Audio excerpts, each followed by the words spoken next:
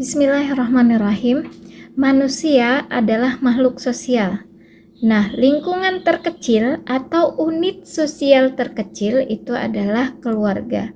Dan kesehatan mental itu sangat ditentukan oleh peran keluarga dan komunitas. Selama beberapa menit ke depan, kita akan membahas tentang kesehatan mental serta peran dan fungsi keluarga dalam menjaga kesehatan mental itu sendiri. Bersama saya, Nur Yeni. Assalamualaikum warahmatullahi wabarakatuh. Kesehatan mental menurut WHO adalah kondisi di mana seorang individu yang bisa menyadari kemampuannya sendiri gitu, dapat mengatasi tekanan kehidupannya, kemudian juga dapat bekerja secara produktif dan mampu memberikan kontribusi kepada komunitasnya. Artinya dia bisa menjalani hidupnya dengan efektif, produktif, dan penuh kebermaknaan. Kemudian definisi keluarga. Keluarga adalah unit sosial terkecil yang di dalamnya itu ada suami, istri, anak gitu ya. Nah, yang menjadi fondasi utama dari kehidupan, yang hidup bersama, saling berinteraksi dan memiliki ketergantungan untuk mencapai tujuan bersama. Keluarga juga adalah sistem di mana setiap anggota itu saling mempengaruhi, baik dalam memunculkan maupun mengatasi masalah kesehatan, termasuk kesehatan mental itu sendiri. Kemudian, menurut Walsh, dalam perspektif psikologi positif, kesehatan mental keluarga itu dia menekankan bahwa keluarga yang sehat adalah keluarga yang mampu menunjukkan fleksibilitas, ketahanan, dan kemampuan adaptasi dalam menghadapi tantangan. Keluarga tidak hanya dipandang sebagai tempat berkembangnya konflik, tetapi juga sebagai sumber dukungan emosional yang memungkinkan anggotanya untuk berkembang secara optimal. Lalu, keluarga mempunyai fungsi di mana dia sebagai unit dasar yang menyediakan dukungan emosional, kemudian juga pendidikan, serta pemenuhan kebutuhan dasar bagi anggotanya. Dan menurut Alsan dan Goral, menekankan pentingnya fleksibilitas dan kohesi dalam struktur keluarga untuk menjaga keseimbangan relasi dan peran antar anggota keluarga.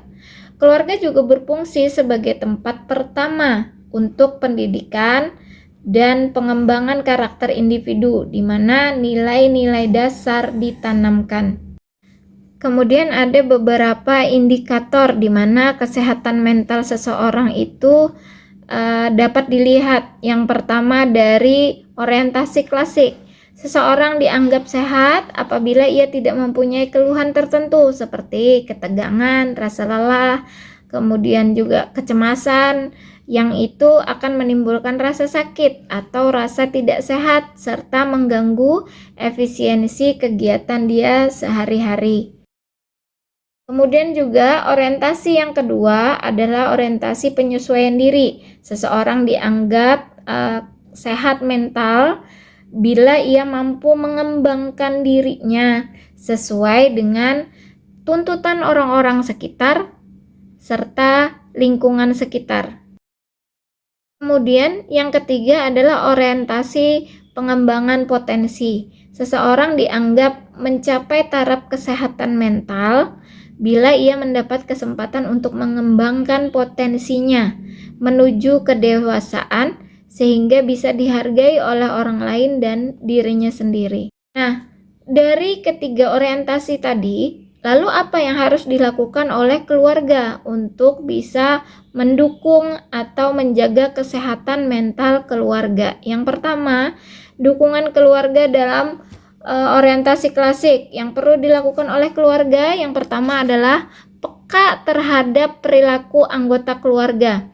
Misalnya, anggota keluarga ayah, ibu, anak. Nah, setiap anggota ini jika kita peka terhadap perubahan perilakunya, misalnya tiba-tiba mudah marah, atau tiba-tiba menarik diri, mengurung diri di dalam kamar, atau terlihat seperti sulit tidur, atau sering mengeluh misalnya.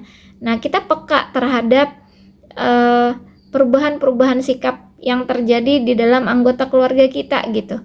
Kemudian yang kedua, yang harus kita lakukan sebagai anggota keluarga itu menciptakan suasana rumah yang aman dan menenangkan, minim konflik, kemudian minim bentakan dan kekerasan verbal.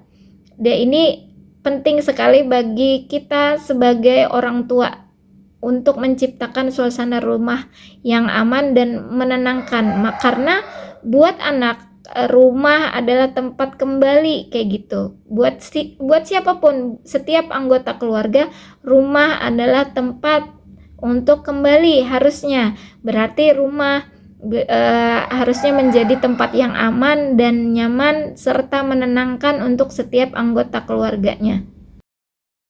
Yang ketiga, tidak ada menstigma anggota keluarga yang sedang mengalami masalah psikologis.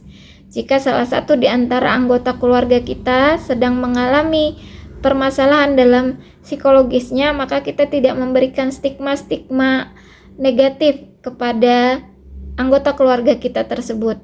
Kemudian langkah yang keempat yang perlu kita lakukan juga mendorong bantuan profesional, atau ketika kita tidak bisa membantu menyelesaikan permasalahan psikologisnya, maka kita membantu mendorong dia untuk mencari bantuan dari profesional, misalnya konselor, psikolog, atau tenaga kesehatan. Nah, bila gejala sudah mengganggu fungsi kegiatan sehari-hari, artinya dia tidak bisa lagi bekerja dengan baik, dia tidak bisa lagi belajar dengan baik, sekolah misalnya. Intinya dia tidak bisa mengerjakan kegiatan sehari-harinya secara normal seperti biasanya, maka fungsi kita sebagai keluarga yang harus kita lakukan adalah mendorong dia untuk mengambil bantuan profesional. Nah, kemudian yang kelima, memberikan dukungan emosional, bukan menyalahkan. Memberikan dukungan, memberikan pemahaman, memberikan penguatan kayak gitu ya, bukan menyalahkan. Kalau ada anggota keluarga kita yang misalnya sedang mengalami gangguan psikologis, yang harus kita lakukan adalah mendukungnya, bukan menyalahkan. Kamu sih nggak kuat iman misalnya, tidak, kamu sih lemah, kayak gitu aja lemah misalnya. Nah, ini adalah sebuah kesalahan, sebuah kekeliruan yang kalau ini dilakukan itu akan memperburuk, malah menambah hancurnya kesehatan mental anggota keluarga kita. Kemudian dukungan keluarga yang bisa dilakukan oleh keluarga dalam orientasi penyesuaian diri. Nah, yang harus dilakukan adalah yang pertama, membangun komunikasi terbuka, saling mendengarkan tanpa menghakimi. Jadi bertukar pendapat gitu. Pendapatku ini, pendapat ayah ini, pendapat ibu ini, pandangan anak seperti ini. Maka kita komunikasi saling terbuka gitu, saling mendengarkan tanpa menghakimi, kemudian mengajarkan cara menyelesaikan masalah secara sehat, bukan dengan emosi atau diam berkepanjangan seperti itu. Nah, kemudian yang kedua, menghargai perbedaan karakter. Kita harus tahu karakter ibu, bagaimana karakter ayah, bagaimana karakter kakak, adik, kayak gitu. Kemudian sebagai seorang anak mengetahui bagaimana karakter orang tua kita, kayak gitu. Nah, jadi di dalam keluarga itu, di dalam orientasi penyesuaian diri ini, kita saling menghargai perbedaan karakter seperti itu. Menghargai perbedaan pendapat dan pilihan hidup anggota keluarga. Kemudian juga memberikan ruang untuk ekspresi perasaan. Misalnya dia merasa sedih, biarlah dia merasa sedih kayak gitu. Dia merasa marah, biarkan dulu dia meluapkan kemarahannya, nanti baru kita arahkan kemarahan ini benar atau tepat pada tempatnya atau tidak kayak gitu. Kemudian dia juga biarkan dia meluapkan rasa kecewanya kayak gitu. Yang mana dalam catatan di sini adalah secara wajar. Kemudian juga menjadi support system saat anggota keluarga itu menghadapi tekanan. Misalnya seorang suami atau seorang ayah mendapat tekanan sosial di tempat kerjanya, maka kita menjadi support system. Atau anak mendapat tekanan di sekolahnya atau dia mendapatkan perlakuan tidak mengenakan atau terjadi pembulian misalnya terhadap dirinya. Nah, kita menjadi support system. Kemudian mendukung, menguatkan seperti itu. Nah, lalu orientasi ketiga yaitu dukungan keluarga dalam orientasi pengembangan potensi. Artinya setiap manusia kita akan bisa mengembangkan potensi kita nih. Nah, lalu dukungan kesehatan mental yang harus dilakukan oleh keluarga adalah yang pertama, menghargai kelebihan dan potensi setiap anggota keluarga. Jadi kelebihan, kekurangan itu kita hargai kayak gitu. Apalagi dia memiliki kelebihan, maka dari potensi itu kita dukung kayak gitu. Kita menghargai.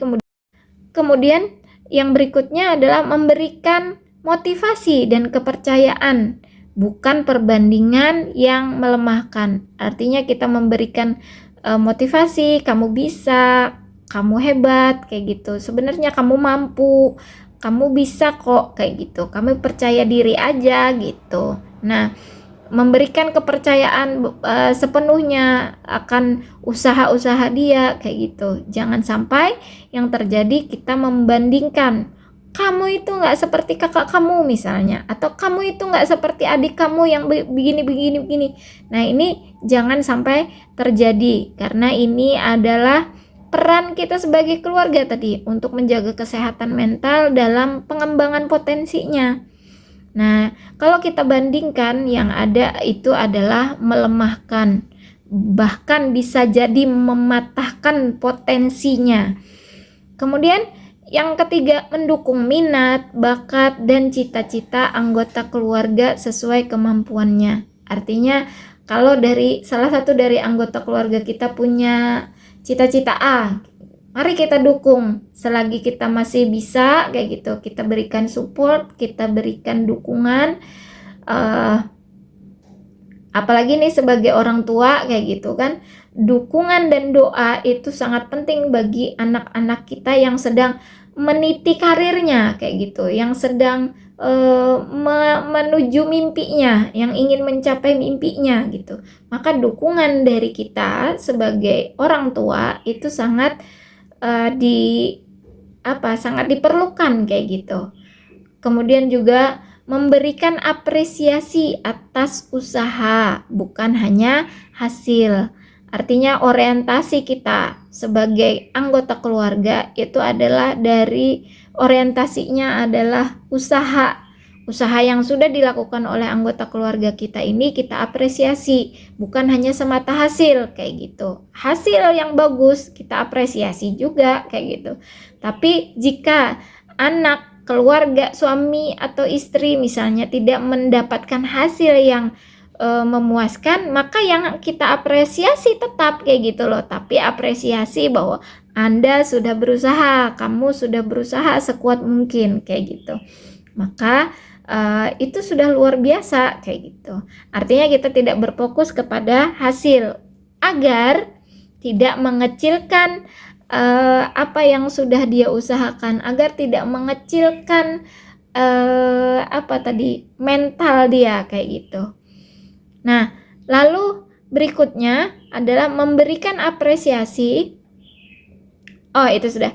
Menanamkan nilai bahwa setiap anggota keluarga itu berharga dan bermakna.